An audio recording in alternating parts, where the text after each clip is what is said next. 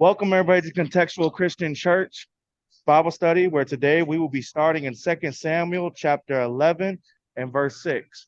Again, 2 Samuel chapter 11 and verse 6. And I'll go ahead and pray us in, and then Charles will do the summary. Bow your heads. Father, thank you for this time that you've given us to be able to study your word. We pray as we go forward that we're able to become a greater blessing unto others, and that we're able to understand more and more. That we don't make a lot of mistakes, but we're able to understand and be able to follow through in everything you've called us to do. In your son's holy and precious name, Jesus Christ Yeshua, amen. All right, go ahead, Charles. All right, so we last we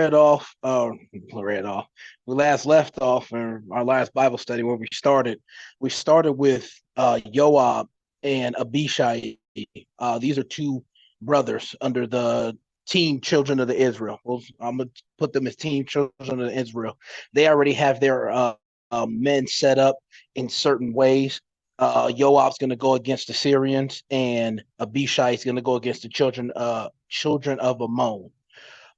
When they draw, well, first Joab draws near to go against the Syrians, and when they get close, the Syrians just run away.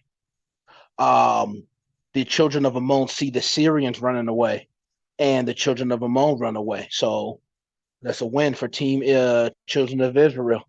Joab and Abishai see this, and they go back to Jerusalem. The Syrians are trying to get their trying to recruit and get them gather their groups together amongst themselves. They're trying to gather. And what happened next after that? There was a person named Hadad Ezer.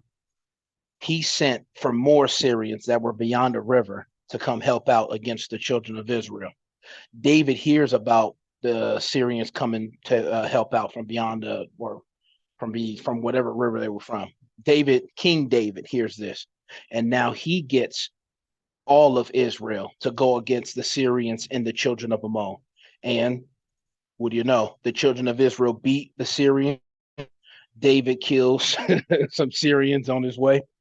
And at the end of the conflict, the kings that served under Hadad Ezer, let me make sure I'm saying that right.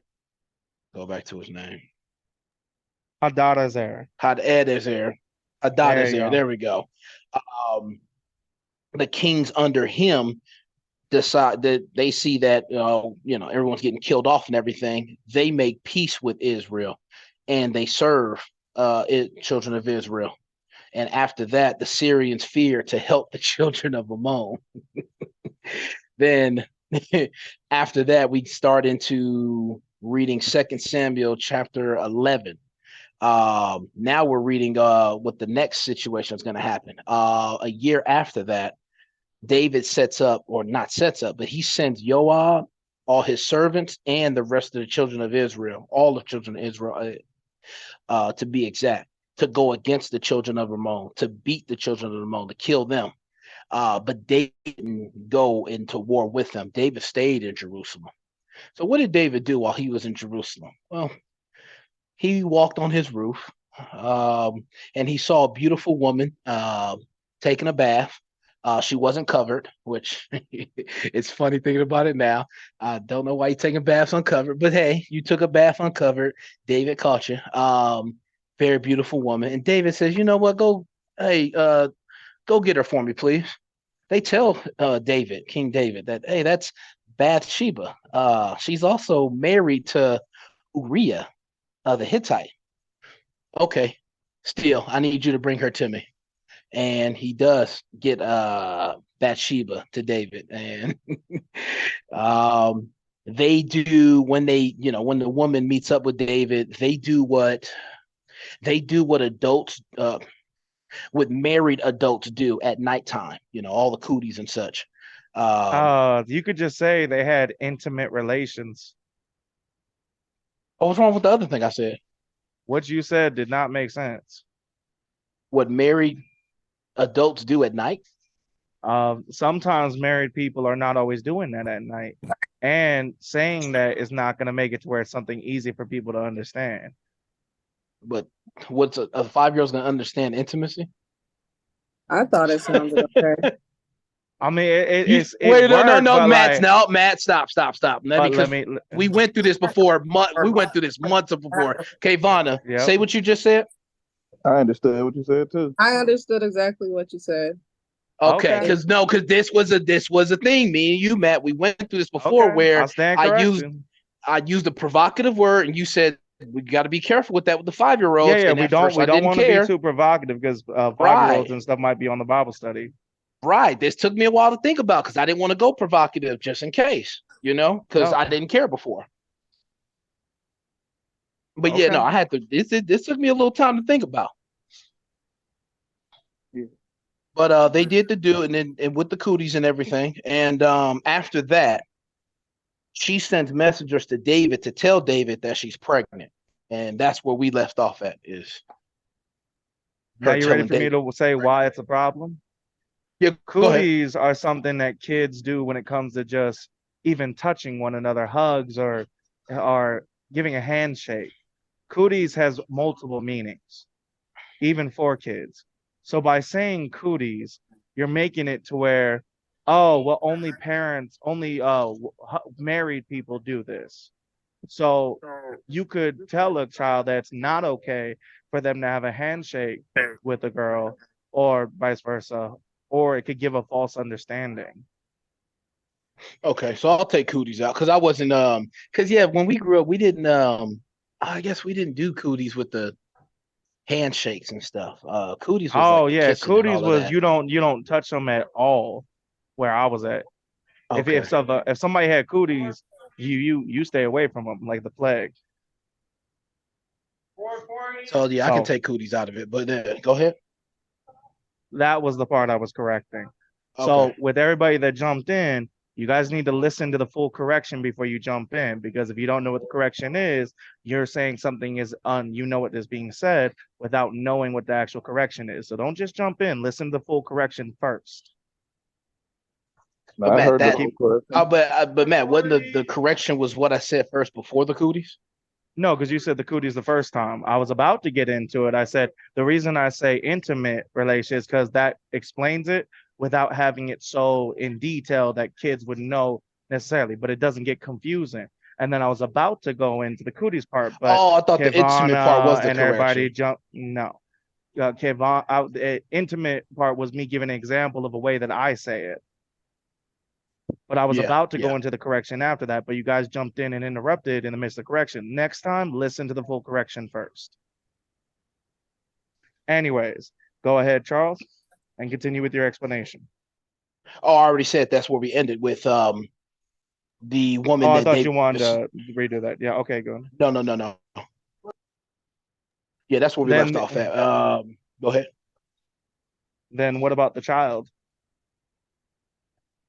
About the woman sending messengers to David saying that she's pregnant. Yeah, you said that, right, in it? I was trying to ask. Yeah, I said that. That's where we left off. No, she literally paid right here. Okay, sounds good. All right, so then go ahead and whoever's going to read first. I think you said Chris was reading first, right? No, Kevana. So we're gonna be Okay, starting Vana. in 2 Samuel chapter 11, verses 6 to 10. Is she on? Because she doesn't look on my side. Oh no, I thought she was on. Maybe she lost signal. Hold on, let me She call her was What we so on. can it's do not a is, signal thing. I was about to I say, could yeah, go go first, ahead, because I can. or unless you just want to wait. I think Matt's gonna call first. If we can't get her back on, yeah, Chris, I'll have you go first, and then I'll read the next one, and then I guess I can read 2 and 3, second part, third part. I got you. Hey, just between me and you while he doing that call, what would be the correct way to explain such an explicit act in a way that a 5-year-old could understand it? Because usually we don't want them to understand it. That's up to their parents to have that conversation with them. Because I was thinking birds and the bees. That's what I was saying the last time we had this conversation months ago. It's up to the parents. But let's say we're teaching them and the parents give us the okay, but we don't know what words we should use. Now, the birds and the bees is actually a good example. But we got to think about it from like a 5-year-old's perspective. That's good for I guess the teenagers and the The adolescents, like only when see they the get a thing little is bit you want older. them to know that they had some type of relationship, but you don't want to go too far. That's why I said the one thing that would correct what Charles said is the part where he added the cooties part. Right. Because cooties has multiple meanings to kids, especially where you're from. No, we're 100%. about to order for him. Woman just ordered here. I'm just trying to get him food. And if we're paying cash,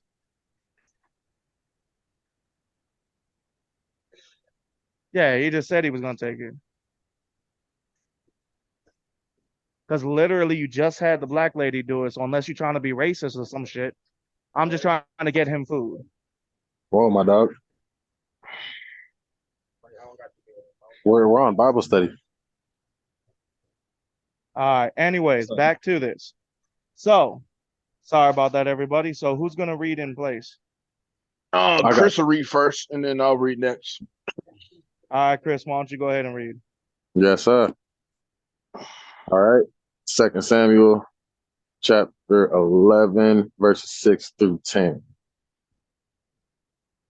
Give you a couple seconds while I get back to my Bible. All right. And David sent to Joab, saying, Send me Uriah the Hittite. And Joab sent Uriah to David. And when Uriah, is that not going to be Uriah or Uriah? Yeah, I know. Yeah. No, if you want to say it with the Hebrew, it's Uriah. You had it right. It's just you're Okay. gonna look at it, say Uriah. Yeah, everyone's gonna look at it, say Uriah. But Yeah. I just kind of feel yeah, like if you want to do E40 it, when I say that. yeah, no, yeah. If you're gonna do it the Hebrew way, Uriah, you had it right the first time. Okay. And when Uriah was come unto him, David demanded of him how Joab did, and how the people did, and how the war prospered. It's a weird sentence. And David said to Uriah, Go down to thy house and wash thy feet. And Uriah departed out of the king's house, and there followed him a mess of meat from the king. But Uriah slept at the door of the king's house with all the servants of his lord, and went not down to his house. And when they had told David, Uriah went not down to his house. David said unto Uriah, Camest thou not from thy journey? Why then didst thou not go unto thine house? Okay, all it seems like right now is David had Joab go get the husband of the lady that he slept with, that he saw bathing, which is Uriah the Hittite. And the one thing I don't really understand is when it says in verse 7, and when Uriah was come unto him, David demanded of him how Joab did, and how the people did, and how the war prospered. That I don't really understand what that means. But the note says of the peace of.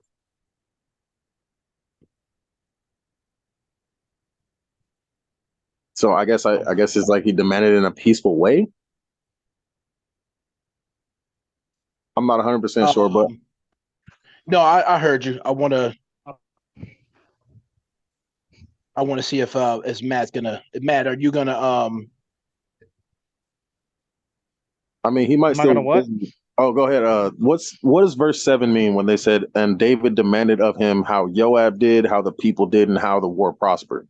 Because the note says of the peace of, and peace Beautiful meaning dog. like calmness, or like. So he demanded of him to tell him what was going on at the time in the war. That's why it brings up in 7, when Uriah was come, David demanded of him how Joab did. So he's asking him to tell him what's going on with Joab or Joab. Oh. Um. And then he goes and says also, and how the people did. Right, and how the war prospered. So it's And like, how the war prospered. So he's asking him, but he's basically telling like, okay, how's everything going? Let me know. Because remember, Uriah is a warrior. He's a soldier, and he's a good soldier. So he's been in the war, been in the situation, and now he's having to deal with this.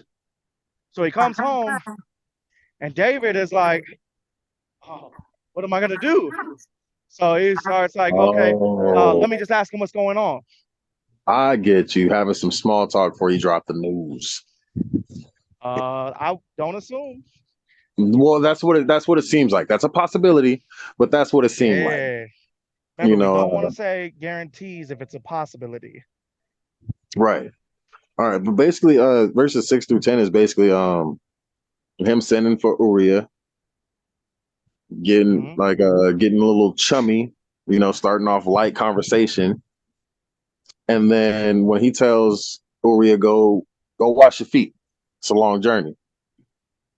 He doesn't leave, and he sleeps in front of his house. Mm-hmm. In front of David's house. Sorry, let me make sure I do make that distinction. And Now, also, why would you think he would be doing this? possibility either he knows or he has a feeling of it, or actually that's kind of it, to be honest. That's the first thing I could think of. All right. I don't want to say the other possibility because it'll spoil what's happening. I don't want to give you the spoiler, but if it doesn't come up in the time, then we'll go ahead. But yeah, that's one possibility. Okay. And All right, also so I had a question. yeah. Oh, go ahead. Go ahead. So keep in mind that David, he just got Uriah's wife pregnant. And then Uriah comes home from the war and he sent for Uriah. And then he tells Uriah, well, how's everything going? What's going on? How's it going? And then he tells Uriah to go home. And then in verse 8, and Uriah departed out of the king's house, and there followed him a mess of meat from the king. That's what I So the was going to king ask. is What is the bringing message? like a whole mountain work, like metaphor. Like he brought a whole bunch of gifts of meat for Okay. Uriah. Okay. So he's okay. Assumption, buttering them up. Yeah, buttering them up. That's a good assumption. I'm not gonna say much more, but yeah. Right. So All basically, right. Uriah didn't listen to him, slept in front of his door, and then David was like, "Why didn't you go wash your feet?" And that was the end of my section. So he's sitting here trying to get him to go home. He's buttering him up, and then he's trying to get him to go home, but he doesn't go home. Keep that in mind.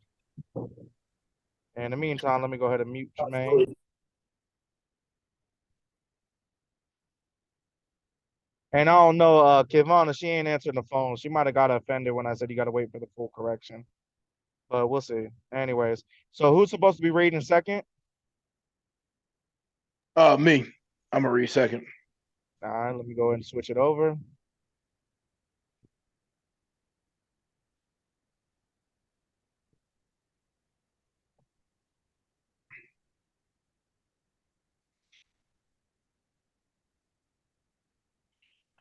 Can you hear me? Yeah.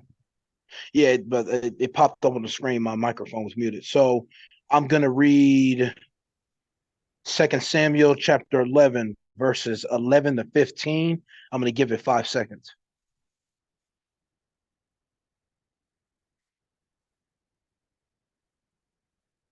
Verse 11.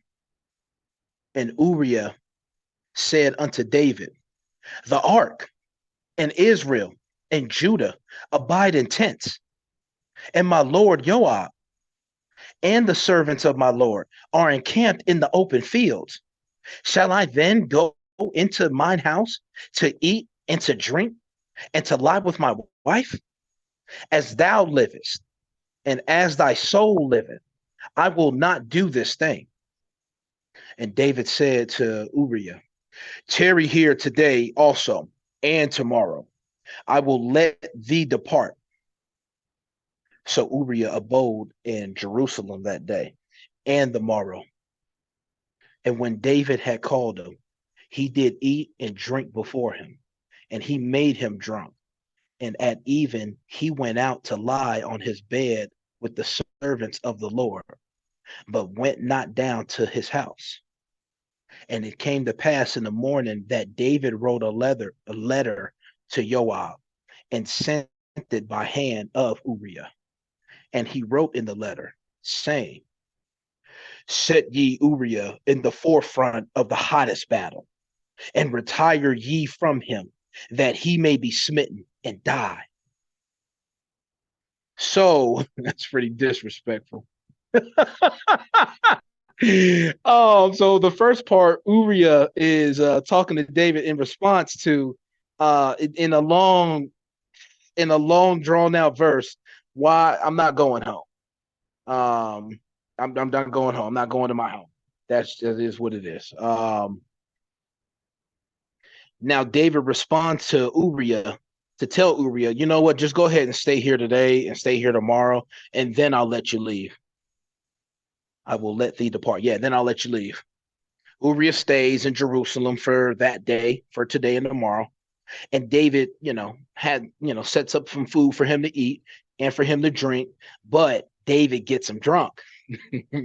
And at nighttime, Uriah goes out and he's in bed with let me see this. Went out to lie on his bed with the servants of his Lord, with David's servants. So you're in bed with David's servants and you still ain't made it home. I'm trying to figure out what comes out. I already read out ahead of this, so this is kind of funny what David's doing. And then the next morning, David writes a letter to Joab to let Joab know, hey, make sure Uriah goes into one of the most, and when it brings up the hottest, let me go to definition. The hardest battle, the most violent battle, one of the hardest battles, front line. We're going to put Uriah on the front line and then turn your back from him. So then when he gets kicked, when he gets struck down, he killed, he died, that's it. It is what it is. Matt, there's a lot of bad things that David's doing, and we haven't read anything about the Lord coming down on David with a lot of the bad things that we can write down that he's doing. I find that interesting. Yeah. Not yet. Not once has, for all the little, because it's just this chapter here where he's doing all these little things we can write down. We have not wrote once where a prophet of the Lord tell to the prophet, oh, tell David, stop doing this, stop doing that, or this is going on, that's going on. Not once. Exactly. He's all over the place right now. Yep. Yes, he is. And this goes to show a couple important things. For one, if you don't have that direct correction when you get into doing something wrong, you might continue to do it. So it's good and loving and caring to get that correction. And we need to fully be invested in that. We're going to make mistakes. I personally, out of frustration from literally a situation happened being treated different in the situation just now, I accidentally cussed on Bible study. I'm in the wrong for that. And I apologize for you guys hearing that. I should have never said the S word. And it was a reaction to anger while I was trying to help somebody pay for their food. But that's on me. But if we don't get corrected when we make these mistakes right away, we will continue to dive down into it normally. Most people cannot self-correct when they make those mistakes. So with all that being said, now you forgot something very important, Charles. I was hoping you would see it, but I wasn't sure if you would. Why did David kept trying to send Uriah to his home? Chris talked about that there was something sent with him to the home, but he ended up going home. Oh, he sent the Something food and about stuff, but why did David kept trying to get him to go home? go home to his wife. But why? Yes. But why go back home to the wife? To go Yo, back home to the wife. he said it in this portion. In verse 11, he said, he talked about it. The ark and Israel and Judah abide in tents, and my lord Joab and the servants of my lord are encamped in the open field. Like, bro, everybody is at war. How am I supposed to be, if they're all at war, how can I go to my house, eat and drink, and then lie with my wife? Being a dedicated soldier. He's being a dedicated soldier, and David keeps trying to get him to go there. Now, Chris, because I saw you raise your hand, why would he be wanting him to do that? Why would David be wanting him to do that?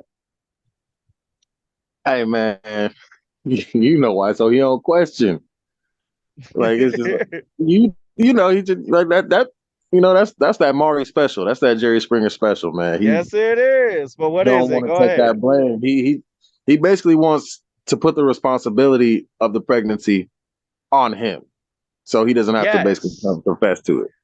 David's trying to get Uriah to sleep with his wife because she got pregnant so that everyone will think it's Uriah's kid and not David's. That is grimy and Right. messed up. Trying to get him to do that. And when it doesn't work, he tried once, twice, 3 times the charm, not today. So it didn't work out. Go ahead, Tremaine. That just shows Uh, you how grimy and dirty he was and how far he was willing to go to do this. Like, dog, what? yeah. And think about that in today's day and age, though. If you think about it in today's day and age, you got all types of DNA tests you could take to see if the kid's yours. He wouldn't be, he wouldn't be able to pull that off in 2024. He could do it back then easily. Exactly. Back then, Crazy he could though. have easily gotten away with it. And Yeah. so he's sitting here trying to set him up to fail. So he gets the dude. So he wouldn't go at first. Then he gets the dude drunk. And you know, this shows an important thing about being drunk. When people say when they're drunk that there's somebody else, no, you're not. When you're drunk, you put out the person you want to be. And I didn't bring this up when Tremaine and I were talking. Oh, go. Let me finish this point, and then Chris, you can go ahead. I'm gonna lower your hand now, though. But when you're drunk, you put out the person you want to be. You're not a different person.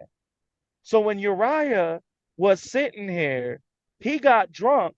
He still didn't want to go home to his wife because his men and everybody was at war, and he wanted to do right by them, and he felt it was not right for him to have the pleasures of life while everybody is in turmoil. Now go ahead, Chris. I just wanted to say the other thing it kind of points out about David. It's kind of like an assumption based statement, but just how I see him right now, it seems like all the favoritism from God is kind of getting to his head to the point where, I mean, like you can see him kind of turning. He seems tainted, you know, like he does whatever he wants, and now he's going as far to even kill the man because he's not going with his will. I see what you're saying. Yeah. Yeah. To try to cover it up and everything. Yeah. And this That's goes to crazy. show something else. David has been in power for a while now. Mhm. Why didn't he do this before? Why now? If power corrupts somebody, then why did he become corrupt now? What was the change? He was already in power. They had already brought it back. He had already laid with his wives. What changed now? The truth is, power doesn't corrupt. Power only shows the corruption that you already have. So David already had this corruption. And you know how we know he already had this corruption with lust? Actually, I'm gonna give somebody a chance. Thomas, you want to go ahead since you haven't been able to speak yet? How do we know that David already had this corruption of lust? This ain't the first time. First, he's watching old girl on the rooftop while she's bathing. Oh, you sound far away and dead silent, bro. Speak closer to the mic. I said first we have him watching old girl on the rooftop bathing, and then No, it's just before that, even way before that. How do we know? We knew it way before that. yeah. Hold on, I got somebody calling. Not a problem. Somebody want to take it away? All right, I'll give another person a chance. Tremaine, I'll give you a chance. How do we know that we already knew before Bathsheba even came into the picture? How do we know that? That what? Relates to what Charles said earlier about broke. them not being Oh, I thought directly you broke. corrected. What'd you say, bro? No. I was reading what Chris said. So how do we know that David already had this corruption of lust before Bathsheba even came into the picture? I don't know exactly, actually, as far as more lust. I just know that he always struggled with his transgressions for sure. I don't know which one exactly, but I know he always struggled with stuff a lot. All right, then Chris, why don't you go ahead? And before you answer, I want you to, what do you mean with what you said? Who, me? So what I said, I was just like low-key delayed text because one, I don't. First off, the question I don't know because I don't remember. I don't think I was a part of the Bible study when we were first going through with David's like first parts. Upcoming.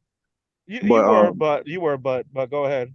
Okay. But no, the thing is like the whole tainting of him and whatnot, like how he became how he was being. It's just like he's getting carried away because he's not getting directly corrected on every mistake that he makes. Yeah. Oh, yeah. Okay, so you got to explain that because not if people listening won't see the chat. So say what you said for just in case somebody watches it later. All points, because that's like the first thing that one of the first things that Charles brought up. Of like it was funny that how David's been doing a lot of like little side sneaky things that would be considered sin, but he's never been straight out just corrected like right away. That is good. That is true. And now I'll give Charles the chance if he can answer the question. Well, no, Charles, I don't think I asked you, but if I did, let me know. What did we read about already before Bathsheba even came to the picture that showed he had the corruption of lust? The corruption of lust. When we read in previous chapters, he's gained multiple wives. We lost count on how many wives and children he has running around. Too many to count. Yeah. So we know that he had the corruption of lust because he kept on going wife after wife after wife after wife. Oh, yeah. Bro, how many do you need? You dang sure ain't gonna be sitting here giving everyone the same attention. We know that's a fact. You ain't never gonna do that. So why do you need so many women? You just take one, take one, take one, take one. Anytime available, take one. He even took the woman to wife that was Nabal's wife. Now, Nabal was corrupt, so it's understandable. But when you take into account all the wives that he's taken, it showed that corruption of lust. All right, go ahead, Tremaine. My bad for interrupting. I just one more thing I wanted to say. It's like he always got what he wanted. Always got what he wanted. It was like that dude in high school who just was the jock or whatever, got all the females. Never was told no. So when he's told no, he don't know how to handle it. You know what I'm saying? If he's ever gonna get told no. So I feel like David, in a sense, I feel like he's just everything.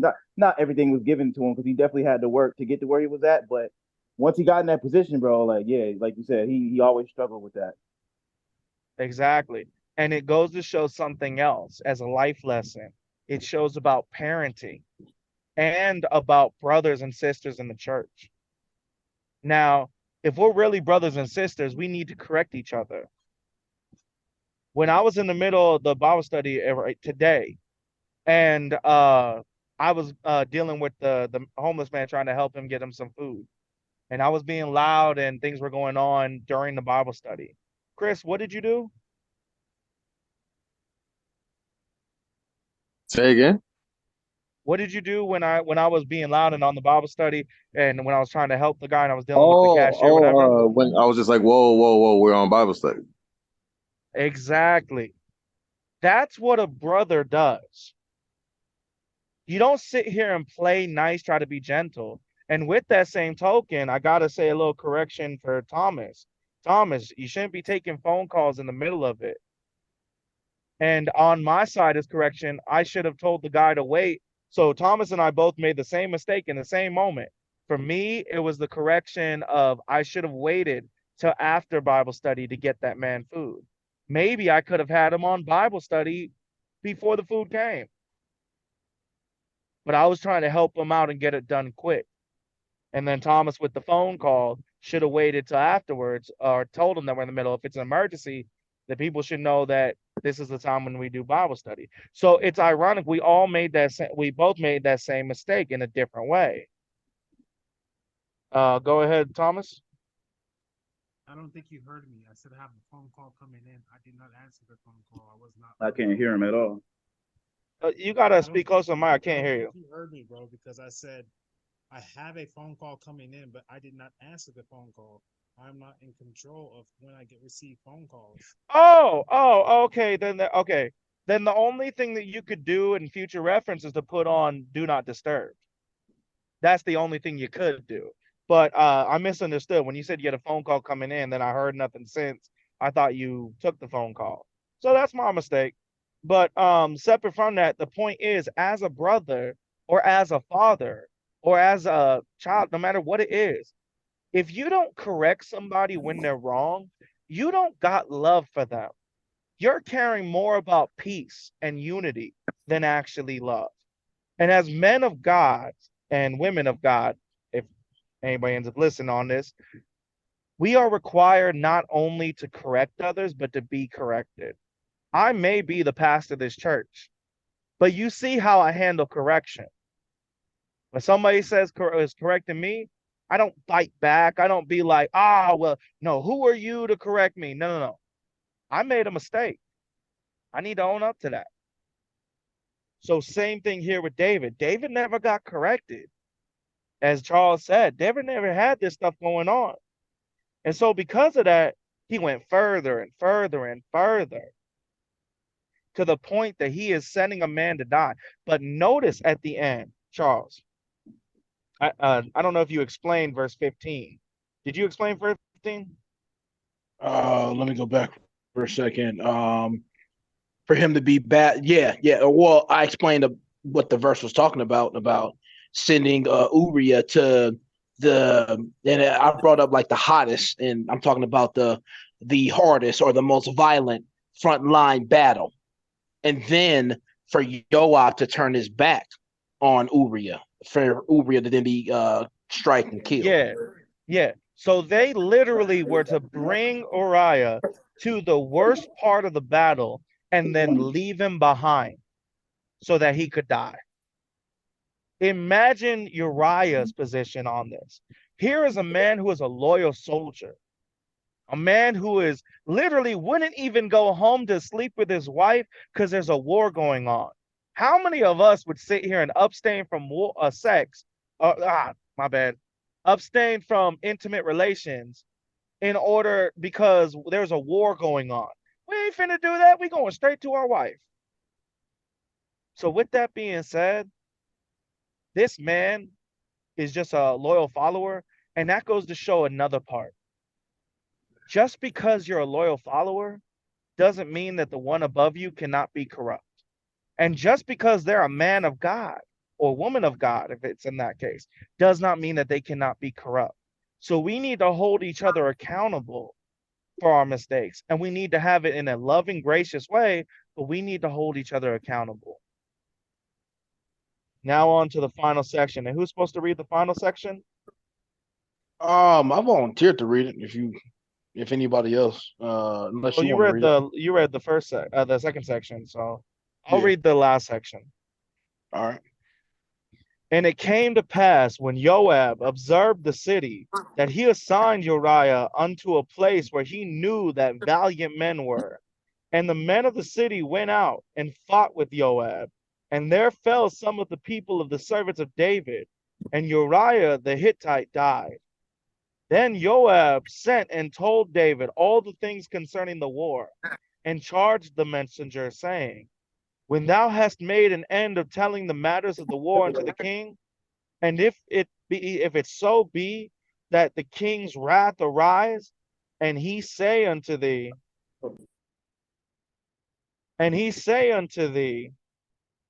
wherefore approach ye so nigh unto the city when ye did fight? Know ye not that they would shoot from the wall, who smote Abimelech the son of Jerubasheth? Did not a woman cast a piece of millstone upon him from the wall, that he died in Thebes? Why went ye nigh the wall? Then say thou, thy servant Uriah the Hittite is dead also. So when that happened, Uriah finally died, as was said. And Joab is sitting here telling him all the stuff that's going, having a messenger sent, but he's sending the message. He's using this corruption of David against David. He tells David, like, when you get close to the city and you tell him what's going on, if he has any sort of anger or anything going on, if he comes at you any kind of wrong way, then go ahead and tell him this. Uriah is dead. See, it's already shown the corruption to bear fruit in that. Now, we don't know at this point if it's going to go further, but we do know that it went far enough that somebody could use it against them. And that's the part of the point, too. When we make mistakes, do not assume for a second that that doesn't guarantee that it won't come back at you. It may not come back at you as correction. It may come back at you as corruption. Go ahead, Charles.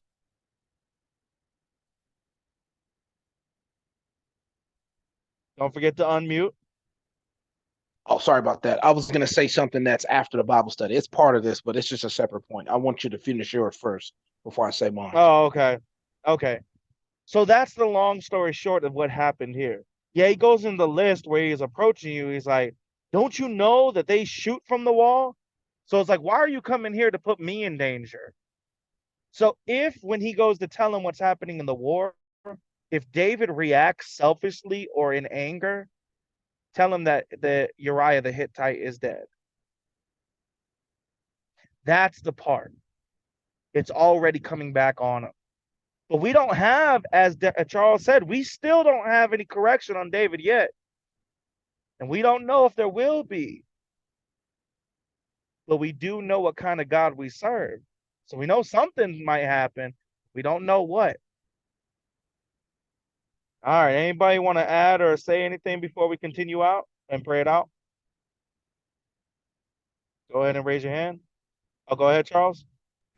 I think it's funny that they bring up the story of the guy that died when the woman when they carried that millstone out of the tower and it landed on him, and he said, "Kill me so that way nobody knows that the woman threw a millstone down at me." It's funny that we talked about it being like, "Oh yeah, we're gonna make." He's setting it up to make sure that no one knows about it, and then we talk about it here.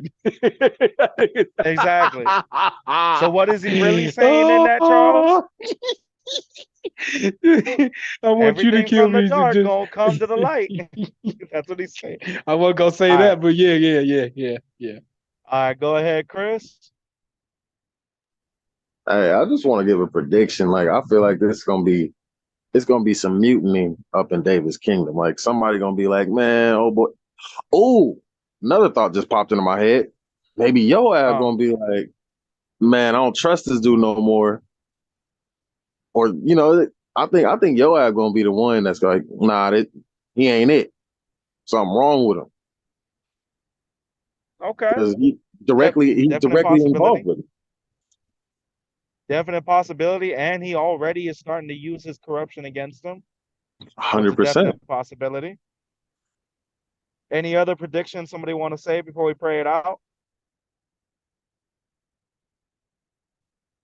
Tremaine, what you think going? Well, actually, no, Tremaine, you already know. I can't use you.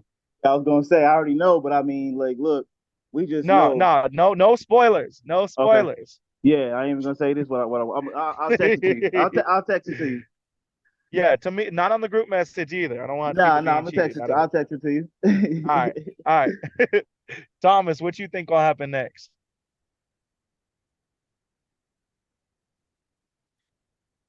Thomas, there you go. I don't know. Hello, I don't know. Thomas. You sound even lower than you did before. Yeah, I don't know what's going on. Yeah, Your it's weird. I phone gotta is put the on phone to my drugs. ear to hear it. All right, you got to get a new phone at some point. Yeah, that's the goal. Huh? I You said that's the goal. Oh, okay. Anyways, all right. Charles, what's your prediction? Maybe before Wait, God. you already know, don't you? I don't I want you read to I know. read ahead, but not that far ahead. So Okay. So what is your yeah, prediction? yeah. I read I only read what I think 2 verses ahead of this, 3 verses ahead of this. So before God comes down, David starts to, change his ways. Okay. Before All it's right, too so late, before he we pulls us got one all. prediction of Repentance. we got That's what I meant to say. Sorry. him being repented. Okay. So we Repentance. got one prediction that Joab or somebody else will start a revolt, but Joab's more likely. And then we got another prediction that David will return to following God correctly before any punishment actually takes place. All right. So keep those in mind. We'll see who ends up getting right if anybody gets right. All right. Now then, I'll go ahead and pray us out. Let me mute you, Tremaine. There we go. All right. Everybody bow your heads. Father, thank you for this time you've given us to be able to read your word. Again, I apologize for the distraction and the cussing that I did on this Bible study, and knowing that we all make mistakes, but I'm sorry for that. And I pray to be a better example. And I pray that as even with David, as we're reading about his corruption, and yet you called him a man after your own heart. So we pray even in our mistakes that we could do better next time, and that we would live constantly growing and doing your way. In your son's holy and precious name, Jesus Christ Yeshua. Amen. All right, y'all. Appreciate it. Amen. Thank you. I thought we All had right, like definitely. people on this study. What happened? You said what? Oh, never mind. Oh, Kavana went off. That I tried calling her twice. The Oh, first okay. time it rang, and then the second time it rang like once or twice and then cut off. So Oh, I don't know. okay. Maybe she They're got blown offended out. when I did the correction. Okay. Oh yeah, well definitely check on her, see if she cool. All Oh right, yeah. y'all. All right, man. This is the good one. Y'all be smooth. All right, y'all. I'll talk to y'all later. Bye. Just not smooth brained. This guy.